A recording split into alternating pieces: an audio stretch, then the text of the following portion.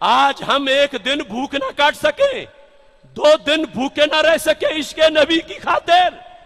ایک گدھے نے بھی ختم نبوت کا ترانہ پڑھا ہے تو حدیث کی کتابوں میں محدثین نے حدیث حمار سے اس کی داستان کو بھی نقل کر دیا ہے، اور پھر اس پر مور لگائی ہے حدیث رسول صلی اللہ علیہ وسلم نے۔ اقبال کہتے ہیں نا، کی محمد سے وفا تو نے تو ہم تیرے ہیں، یہ جہاں چیز ہے کیا لوح قلم تیرے ہیں۔ کتنی لذیذ ہے یہ بات۔ لما فتح اللہ علی نبیہ صلی اللہ علیہ وسلم خیبر، جب خیبر فتح ہوا، میرے آقا علیہ الصلوۃ والسلام کے مال غنیمت میں اور چیزوں کے علاوہ ایک سیاہ گدھا بھی تھا، مگر مقدر اس کے بڑے سفید ہے، سیاہ رنگ کا گدھا۔ فکلم النبی صلی اللہ علیہ وسلم الحمار فکلمہ الحمار۔ دیکھیں گدھے کی قسمت، میرے نبی علیہ السلام نے اس گدھا مبارک سے گفتگو کی اور اس گدھے نے میرے نبی علیہ السلام سے گفتگو کی۔ کیا مقدر ہے اس کے، کیا نصیب۔ میرے محبوب علیہ الصلوۃ والسلام نے فرمایا مسمک، بتاؤ تمہارا نام کیا ہے؟ قال یزید بن شہاب، اس نے کہا میرا نام یزید بن شہاب ہے۔ اخرج اللہ من نسل جدی 60 حمارا، فرمایا اوپر جو میرا جد ہے، اوپر جد اعلی، اس سے رب ذوالجلال نے 60 گدھے پیدا کیے ہیں، نسل در نسل، مختلف زمانوں میں۔ فرمایا ہمارا خاندانی شرف یہ ہے، جس نسل کا میں گدھا ہوں ہمارا شرف یہ ہے، کلہم لم یرکبہم الا نبی، کہ جس خاندان سے میں تعلق رکھتا ہوں گدھوں کے اس خاندان کا شرف یہ ہے کہ ہمارے اوپر صرف نبیوں نے ہی سواری کی ہے۔ لم یرکبہم الا نبی، جس زمانے میں بھی ہوئے ہمیں یہ شرف ملا کہ صرف نبی کو ہی ہم نے اپنی پیٹھ پہ بٹھایا ہے، نبی کے سوا ہم نے کسی کو اپنی پشت پہ نہیں بیٹھنے دیا۔ اب اس کا جملہ سنو، اور جو آج بھی ختم نبوت سے واقف نہیں تو میں اس کو اس گدھے کے لحاظ سے دعوت فکر دے رہا ہوں کہ وہ گدھا ہو کے اتنا جانے اور تو کلمہ گو ہو کے نہ جانے۔ افسوس ہے اس تیرے انداز پر ہے قادیانیوں کے ساتھ بیٹھ جانے والے، پیار کرنے والے۔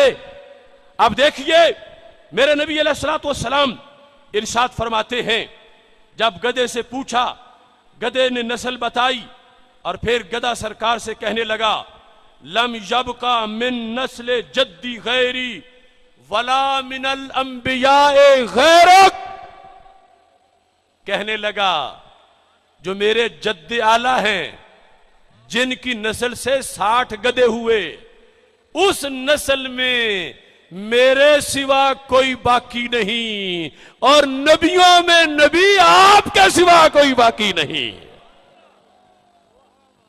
ختم نبوت کا انداز۔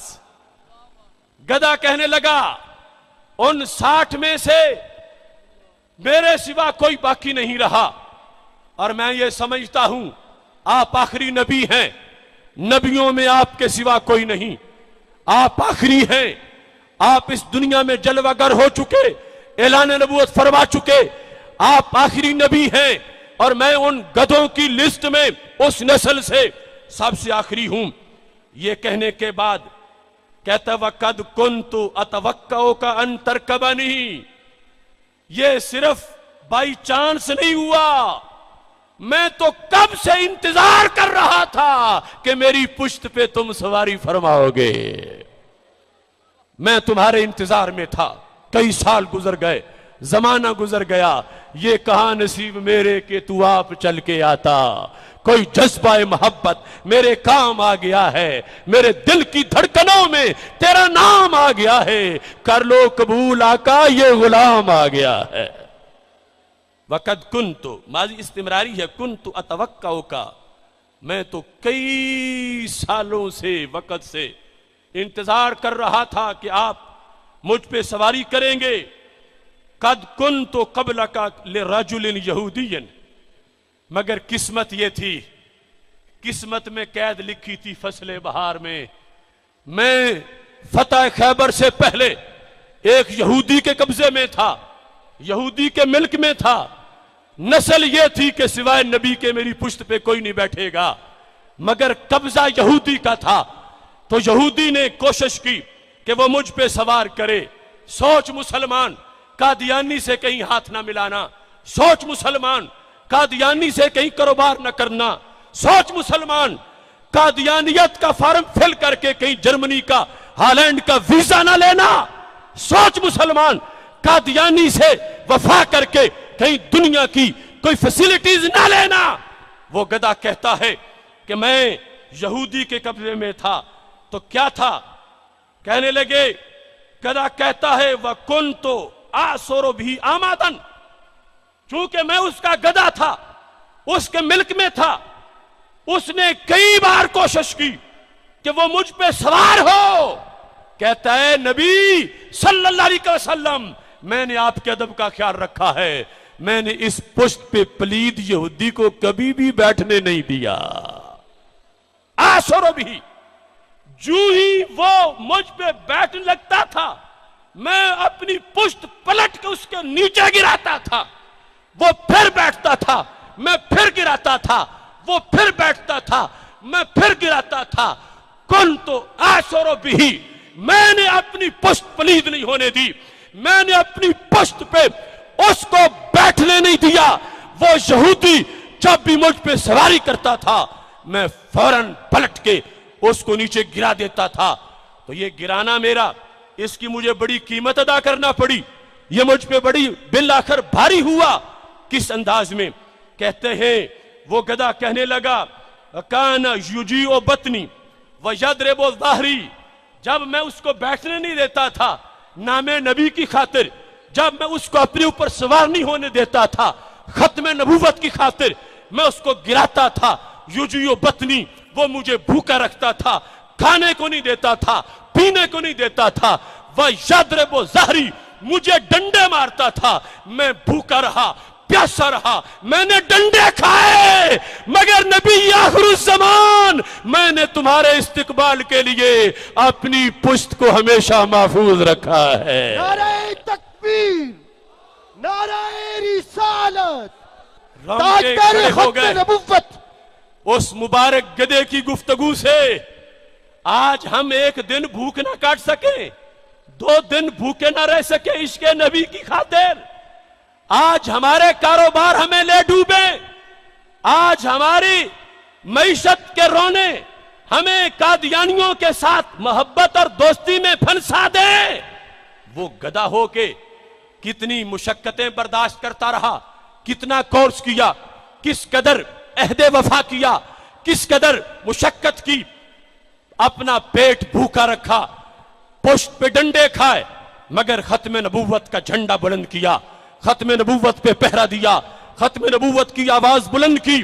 میرے نبی علیہ الصلوۃ والسلام نے جانتے تو پہلے بھی تھے، لیکن جب اس گدھے نے اپنی زبان سے یہ سب کچھ بیان کر دیا تو محبوب علیہ الصلوۃ والسلام نے ارشاد فرمایا سمیتک یافور، اب میں نے تیرا نام یافور رکھ دیا ہے، اب تو یافور ہے، تیرا نام میں نے یافور رکھا ہے۔ اور یا یافور قال لبیک، اب دیکھو لبیک کا سلسلہ، اور جب کہا یا یافور تو یافور نے جواب میں کہا لبیک، میرے محبوب علیہ السلام کو لبیک، حاضر ہوں حاضر ہوں حاضر ہوں حاضر ہوں یا رسول اللہ صلی اللہ علیہ وسلم۔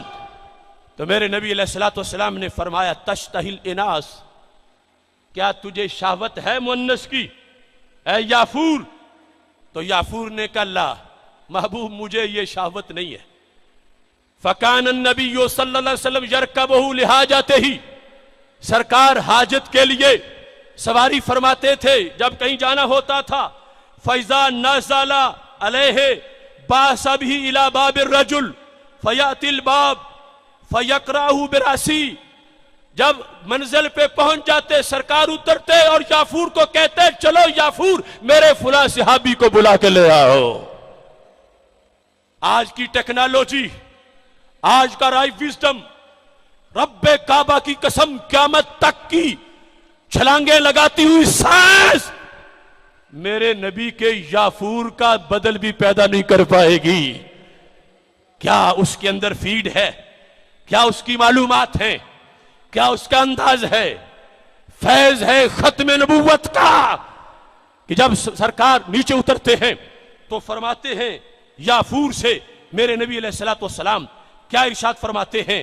سرکار کہتے ہیں جاؤ فلاں صحابی کو بلا کے لے آؤ، فیات الباب، اس یافور کو پتا ہے کہ اس صحابی کا گھر کہاں ہے، وہ کدھر رہتا ہے، پھر بلانا کیسے ہے؟ اپنے سر سے دروازہ کھٹکھٹاتا ہے، فیضا خرج الیہ صاحب الدار اوما الیہ ان اجب رسول اللہ صلی اللہ علیہ وسلم۔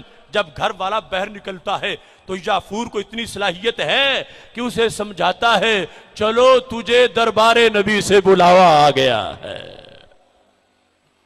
اب دیکھیے عشق، فلما قبض النبی صلی اللہ علیہ وسلم جاء الی بئر کان لابی الہیثم، جب میرے نبی علیہ السلام کا وصال ہوا، یافور نے کہا اب جی کے کیا لینا ہے، ابو ہیثم کا کنواں تھا، یافور ادھر چلے گئے، فتردہ فیہا، اس میں چھلانگ لگائی، فسارت قبرہ جزء منہ علی رسول اللہ صلی اللہ علیہ وسلم، سرکار کے وصال پر روتے روتے جان دے دی، وہی کنواں یافور کی قبر بنا۔ اس حدیث شریف سے ختم نبوت کے موضوع کی یہ اچھوتی اکائی آپ کے سامنے پیش کر رہا ہوں۔ یہ تو واضح ہے کہ قادیانی کافر ہے، مگر اس کافر کے ساتھ مومن کا رویہ کیا ہونا چاہیے یہ یافور بھی ہمیں بتا رہا ہے۔